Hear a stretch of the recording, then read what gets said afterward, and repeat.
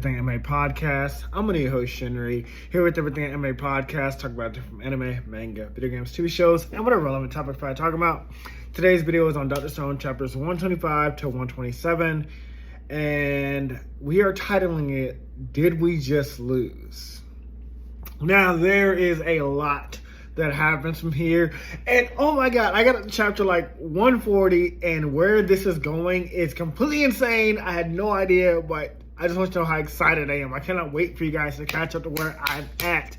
If you're anime only watching Dr. Stone, I don't know how good the anime is versus the manga. I can tell you, if you've been watching my videos about Dr. Stone, I've been gushing about Dr. Stone. The anime wise, I finished Stone Wars and I wasn't really that impressed. I don't know how impressed I'm going to be with Dr. Stone New World Season 3 dubbed, but I do plan on checking it out once I finish my rewatch of Dragon Ball Z. Currently in the Boo saga, Gotenks is fighting Super Boo right now. But that's not what this video is about. Also, I mean, we have 1,000 Year Blood War coming back, Season 3 next month in October. We got a new My Hero Academia movie I can talk about coming out next month. We've got fucking apparently the Hellverse arc in Bleach. T. Kubo is talking about it again.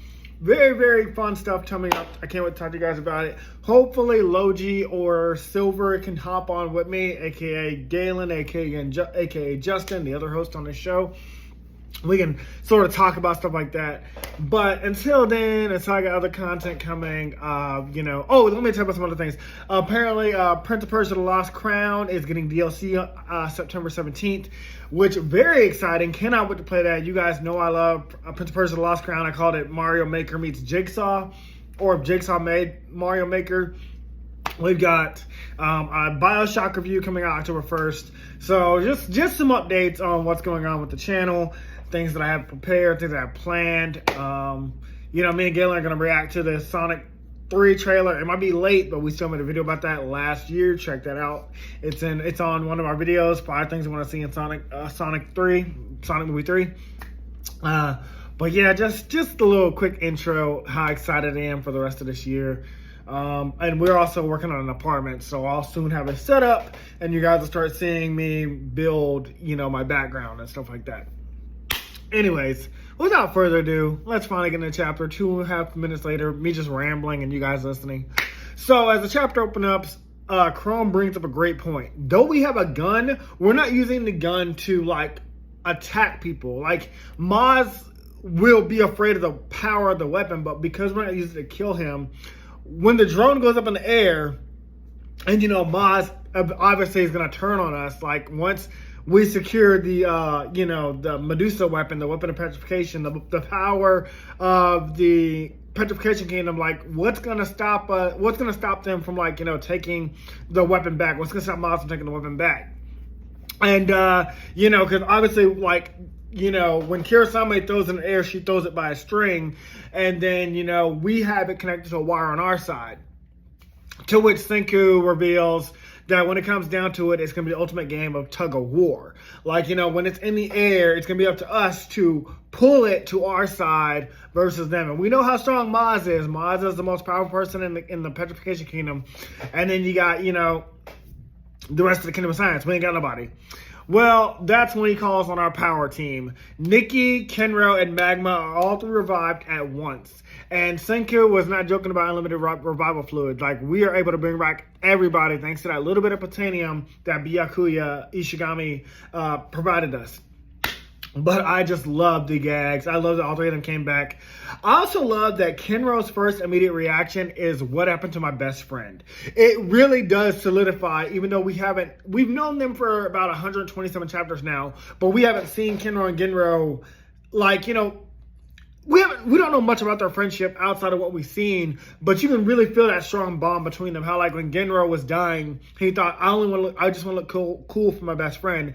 And then as Genro was dying, he thought of his best friend Kenro. He's like, I just want to look cool for Kenro. And then as Kenro's revived, he's like, what happened to my best friend? Where is Genro? And I love how serious he is when they tell him, he will be in charge of leading the fight against Maz and Kirasame. And he readily accepts without hesitation, awaiting to avenge his friend. It's such a great panel. We really are exploring this friendship off screen that we see it somewhat on screen, but we haven't seen their bond over the years. But like we really feel this brothership between them. Meanwhile, as we prepare for the ultimate game of tug of war, Senku creates wire from black dregs burning coal and mixing it with our cotton candy machine. So basically, like while they have a rope, we're gonna have actual wire. So ours is kind of stronger.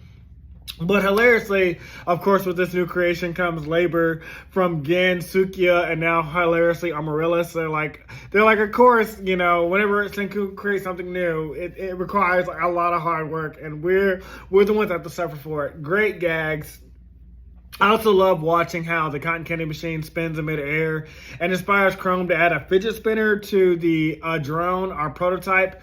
Only for him to be shot down by Senku, who hilariously already thought of it. He's like, oh yeah, I did that, and I upgraded it a long time ago.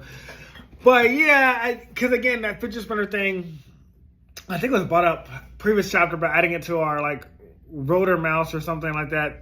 That spy mouse thing, I remember when the first time it was brought up, I was like, that was interesting that we were talking about fidget spinners. But afterwards, Senku has already created a device to control the drone's movements. He's incredibly, I was like, Senku is like just incredibly fast and brilliant. Like Senku is always building something new. Senku is 2 steps ahead. You thought Nikakawa Adakata was 2 steps ahead. Senku is like 4 steps ahead, okay? Senku is on the ball. He got this shit. But I was like, who is gonna control the drone? Like, you know, who would like recognize like, you know, I think any of us can control a drone. Well, no, because my best friend Kevon had a drone and he flew it into a tree and it got stuck there and we had to whack it down after like hours and hours and hours. Long story short, we fucked that drone up trying to get out the tree. But Senku's like, the person who can control this drone would need to understand wind patterns and the sky. And who else but Ryusei knows wind patterns in the sky? And, you know, when it comes to the sky, like, that's Ryusei's territory. Well, really, Ryusei's territory is the sea, but he's also the one that helped us in the hot air balloon. There's a joke between the 4 that I thought was pretty funny, but, like, Yo wants to play with the drone while Ryusei wants to try shooting his gun at the gun range. Like they want to trade places. And Senku's like, we ain't got time for y'all to joke around. Like Ryusei, you ain't got time to play around with the drone. You don't have time to play around with the gun. Focus on controlling the drone. And Yo, you don't have time to play with you don't have time to play with the drone. You need to focus on practicing shooting with the gun. And the reason why, well, that's because the battle is beginning at dawn. Like, the petrification war is about to begin. As soon as dawn breaks, we are going to war. So we need to have the drone ready. We need to have the gun, Yo mastering the gun and being ready to, like, intimidate the enemy. We need to be prepared because the petrification kingdom is ready for us. So as we head to our final battle, I, again, was assuming this would be the Y-Man. So in my notes, I put the Y-Man, but the Y-Man's not on this island. I know that now, so I'm saying the Y-Man. But Ibara and Maz and Kirasame and the Great Arashi, they're all ready. But to start this war, we need 4 items. We need wire, hoods, the drone, and the gun, which all 4 we've acquired, but we have to, like, master them. The hoods are going to be used to disguise ourselves as invaders who've been attacking the village, but it's really I keep wanting to say Mozu. It was Maz, because remember the previous chapter, Maz attacked the Petrification Kingdom as an invader, pretending to be from the Kingdom of Science, like, oh, we're this strong, we're going to overpower you. While Maz was like, oh, I was away from the village, what happened? Because obviously Maz being the strongest, he could take down Kirasame, he could take down Great Arashi. And he wanted to lure Kirasame into throwing the weapon Medusa into the air, because that's when the plan is to use the drone to capture it. But of course, because we know the whole plan, that means it's not going to work out that way. Anytime you see the plan laid out, it never works out the way. The Ocean's movies, One Piece film Gold, anytime the plan is laid out, it is never going to planned out from start to finish. It is never going to work out the way we want it to. Now, yes, again, this battle can only be won if Kirasame throws a weapon into the sky and we use the drone to secure it, and the power team wins that tug of war against the Petrification Kingdom. Because if they win it, then obviously they get the weapon back, and they know about our drone, they know about our plan, and we lose. Also, we then need Yo to hold them off with the gun, and, because we don't want to kill people, we just want to scare them, like, hey, don't come any closer. Once we secure the Medusa weapon, we don't plan to petrify the enemy. We just want to, like, hey, we want to save all of humanity, so we need you guys to back the fuck off. And then, but we start to worry about Maz, who's the wild card, and we'll try to kill them once they nab the weapon. So the three-way battle begins: the Kingdom of Science versus the Petrification Kingdom versus Maz. And I was like, this is very exciting. To quote Magneto, when in war, the pawns go first. So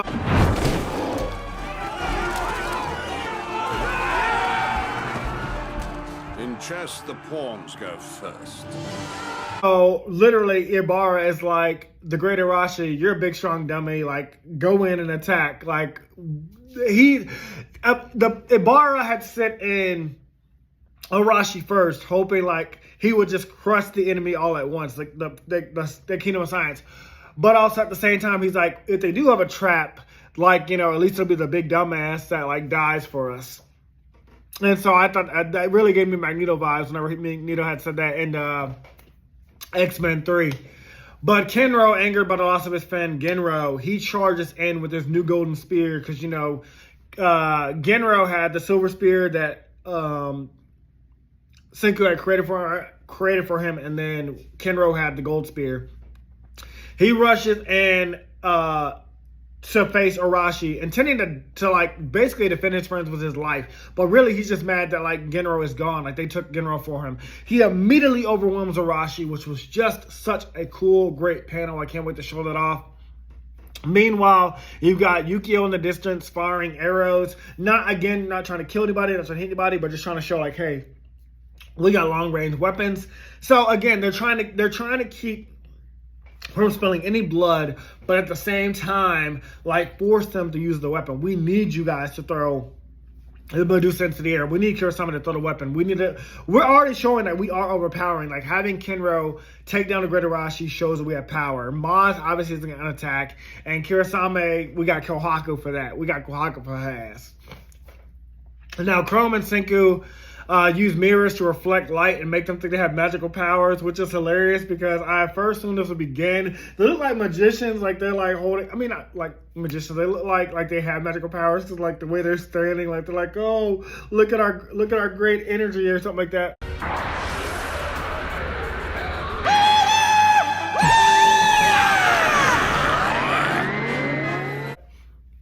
And hilariously, most of all, Maz goes to fight Sukiya, Amaryllis, and Yuzu. Like, he's going for the weakest ones. Which, I mean, he could have went for anybody, but he went for the weakest ones just to make them look more intimidating. And, like, with just a tap from their blade, he gets hit with a, what is it, Kadomida and Duel Masters, where he gets, like, sent flying after, like, they lose a duel. I'll try to clip in a scene from that. Alright, final blow. Full shock dragon, Kadomida!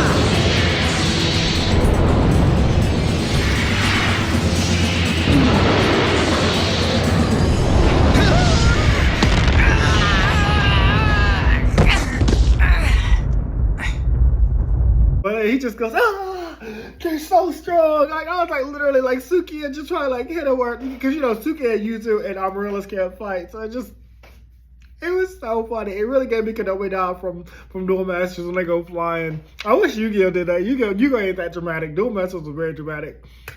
Now, meanwhile, Mod uses this trick to tell Amaryllis that the power of the Medusa is the only way to stop them. Like, we have to petrify them, which she seems to do so, but I felt this was too easy. Like, Kurosama is going to go throw the weapon. Like, she's like, Maz, they took you down? You're the strongest one here. She's like, maybe I should use the weapon. Meanwhile, Maz in his mind is already planning to kill them as soon as they get the weapon. He's like, the moment Kurosama throws the weapon into the air, and you guys, nab it with the drone, I'm gonna kill everybody here. Like, I know the Kingdom of Petrification is gonna be too odd that you stole the weapon somehow, and I already know the rest of y'all are weak, so killing all of you will be easy. And we already knew Maz was going to betray us. This isn't like a new thing for us.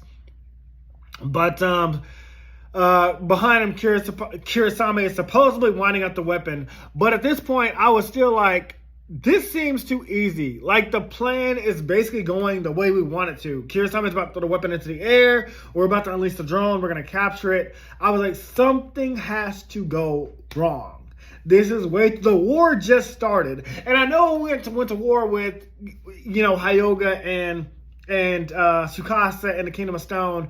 It kind of did work out for us. We acquired the Miracle Cave almost immediately, but also Hyoga and Tsukasa had showed up like 2 seconds later because they found a cell phone. So I was like, this is way too easy. We got here way too easy. Well, guess what? Minister Ibara was onto them from the jump because he thought it was odd seeing a man like Maz wearing an earring. The earring that was actually an earpiece that he saw on the invaders. He saw it on Kohaku. He saw it on Amaryllis. So apparently we made multiple earpieces, which I didn't know. I didn't recognize that at first. Well, I know we gave one to Maz, I think, because whenever he joined us, we gave one to him. But I didn't realize everybody had one. But yeah, Ibara had noticed it. He didn't know that, because Kohaku was turned to stone. That's how Ibara noticed it.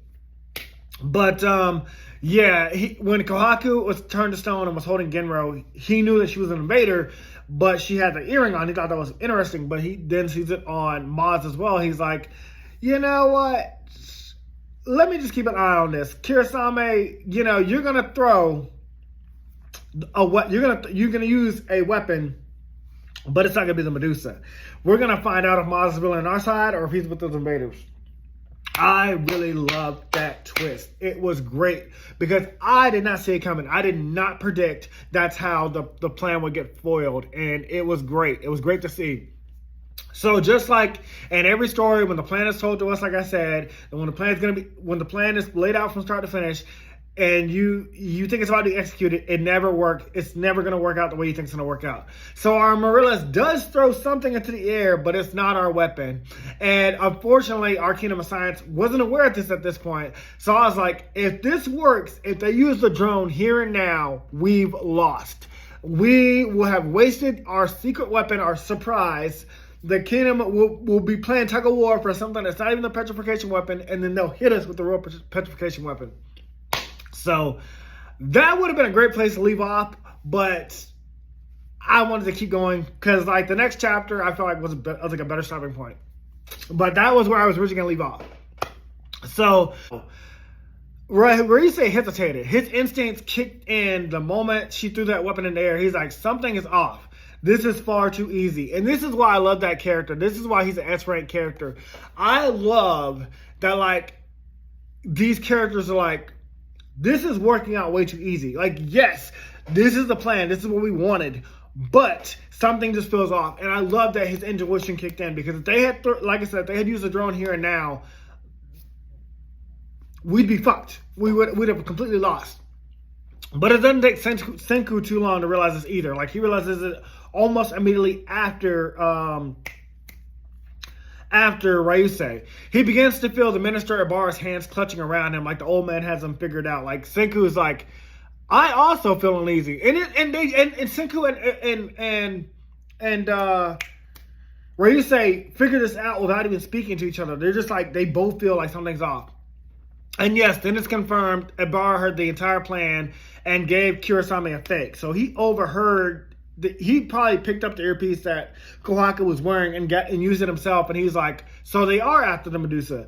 So I'm curious, like, what they would do when they all realize that this wouldn't work. I was like, how are they going to get out of the situation? If they are aware that this could be a fake and Ibara is onto them, I was like, how are we going to get out of the situation? It was so gripping. The whole story is so gripping, especially, like I said, when we get to chapter 140. The reveal of where the white man is. Okay, stop talking ahead, Terrence. Stay where we're at. Anyways, Senku isn't one to count on feelings, though, to confirm his suspicions. He uses science. So he's like, I don't care if, like, he doesn't believe in, like, this, like, supernatural third sense or sixth sense, like something could be wrong. He's like, no, we're going to use science to figure out if they've actually used the weapon or not. And he concludes very quickly that the angle in which she threw the supposed weapon, the Medusa, would have petrified both sides, and thus it can't be the real thing. Like, you have to remember, when the Petrification Kingdom uses the Medusa, they throw it in an angle in a way where it won't hit the rest of them. Like, they only want to hit the enemy. So Senku's like, the way she threw it, if she activated that weapon, it would petrify all of us. So props to Senku for that, because, again, I did not know that's how our boy would figure that out. But, of course, it's Dr. Stone. He's super smart. So instead, he tells everyone to retreat, just as Luffy once did against Admiral Zephyr. He's like, you know, in One Piece Film Z, when Admiral Zephyr and I forgot the other two minions, like they were bombing the Sunny, and Luffy was completely overpowered from his Sea Prism Stone arm. They had to retreat. It was just like that. Like, Senku was like, hey, we got to get out of here. Like, bail on the plan. He doesn't say don't use the drone. He's like, let's just run. We got to get out of here. But, of course, that was just a ploy to throw the real weapon. Or that's what I thought. I was like, is Senku saying to retreat so they'll actually throw the real weapon? Or is it because, like, you know, he's like, oh, no, we got to regroup. We got to replan it. Because this is when she reveals, like, the real Medusa weapon. So I was begging the question, and while she's revealing the real weapon, she turns to Maz and she's like, are you a deserter? And Maz immediately covers his tracks while also still being a part of the plan, because he goes to kill Senku and the others on instinct. He's like, well, you know what? Y'all's plan didn't work out. And either way, this will save my ass. Like, whether Kurosama has figured me out or not, like, if I kill y'all, you know, that's a win. I can just kill these guys later. Like, he wanted the Kingdom of Science to kill Ibara, because remember last chapter he said he can kill Ibara himself. He was just worried about Kurosama. But if Kurosama thinks he's on their side, she'll petrify him now. So he's got to kill the Kingdom of Science, and that was always his plan. So he's like, it didn't work out, but I still get to kill y'all anyway. Thankfully, Senku and the others do make it away safely. So it wasn't their intention to allow her to use the Medusa. I mean, it would have worked out perfectly if that did happen, but obviously, like, Senku was like, no, look, we've been outsmarted. We have to get out of here. Now, Maz doesn't end his pursuit here. He's sorry about that. Maz does chase them down, but they get away. But he doesn't end his pursuit. He continues to chase after him, and that's when Yo announces out loud that he can finally kill again, which was hilarious. Like, Yo is like, "Oh, Maz is turning on us completely." So finally, my corrupt years of being a police officer are paid off, and he goes to like shoot Maz. But when he first pulls out the gun, it turns out like they swapped it with a banana or something like that. Or somebody did. I thought Senku swapped it with a banana, but it's just funny that he announces like he's ready to start killing again. And oh yeah, also he says out loud, first I'm going to start with Maz, and he plans to take care of the rest of them, but he admits this out loud hilariously in front of the Kingdom of Science. Like he's like, first I'll kill Maz, then I'll kill everybody else on the Kingdom of Science and take it over. And I was just like, you just said this out loud, you idiot. But yeah, that's when he realized his weapons was swapped out with a stick, but not a banana. And I was wondering, like, if the Kingdom of Science had swapped this out to like play a trick on Yo, because I knew he would try to kill people instead of using it as a weapon to keep them at bay. But it turns out Magma actually stole it, and because he's the only other bloodthirsty killer on our team, Magma always talking about killing people, always talking about ending people's lives. I thought it was hilarious that he's the one that stole it. And of course, he dragged Gen with him because Gen caught him stealing the weapon. Gen was like, hey, what are you doing? And Magma was like, oh, you caught me, you idiot. Now you're coming with me. Just craziness. And I love that this is how the plan gets messed up. Like, first off, Ibara was onto us. He took Kawaku's earring after seeing Maz with it. And then, Yo thinking he could just kill Maz here now, which would have been a great idea. But Magma stole your gun. So even if we had got the Medusa weapon successfully, we wouldn't have kept them at bay because we don't have the gun. It would have been stolen by Magma a long time ago. But I was like, where was Minister Ibara during the war? Because Minister Ibara wasn't present. He had told Kurosama what to do, and don't throw the weapon, throw the fake one. But he was actually somewhere else. He was actually on the Perseus, and I was thinking this could be for one of three reasons. Like, why is he hiding on the ship? It would be one, to prevent them from escaping Treasure Island. 2, to take the ship for themselves and sail to other islands to conquer them, because we know they've been trapped on Treasure Island. But I was like, maybe they didn't want to leave before because they didn't think anybody else existed out there in the world, because they thought the rest of the world was petrified. Or 3, he planned to blow up the island with the invaders on it, just like in Sonic Adventure 2 Battle when Eggman's like, Shadow, what are you doing? Get right back here. Get out of there now before the island blows up, but you want it.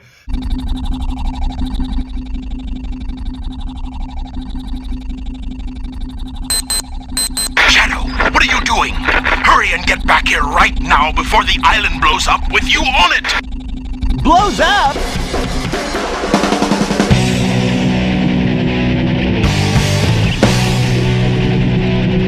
Gotta get out of here. Find Amy and take us right away. I thought that was a brilliant idea, and it turns out number 3 might be the closest one. But if you guessed all 3, you'd be more correct, because they're not going to blow up the island. They plan to petrify the entire island. They like, all of our people, get onto the ship, or get onto this Perseus, get onto the invader ship. We're going to petrify the whole island. I did not predict this. There are so many things that happen in Dr. Stone, especially again in chapter 140, that I could not predict. But turning the whole island into a petrification, that I did not know how we would get out of this. I was thinking, have we really lost? That's what I meant. Like, this chapter was the better chapter to end on, because I was like, it fits that whole have we lost vibe. Or I was like, is this truly the advantage we've been waiting for? If they try to petrify the whole island, we could still use the drone to capture it. So this could still work out for us, even though the enemy's on our ship. And once the petrification weapons in the air, if they're on the ship, we can flip this whole thing on their heads. Like, they won't expect us to have a way to capture it while they're in the water. And they're even more relying on the chaos that Magma's going to cause, because he starts firing the weapon like towards the end of the chapter to like trigger like all these events happening. And I love how Gen breaks the fourth wall in the last panel, saying you have no right to look this cool on the final shot, because like Magma, he fires the gun with like this cool look in his face, and like Gen's like, you have no right to look this, you have no reason or no right to look this cool while you do that.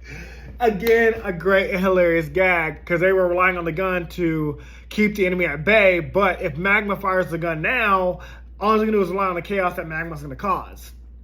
So again, I am further, so I cannot speculate.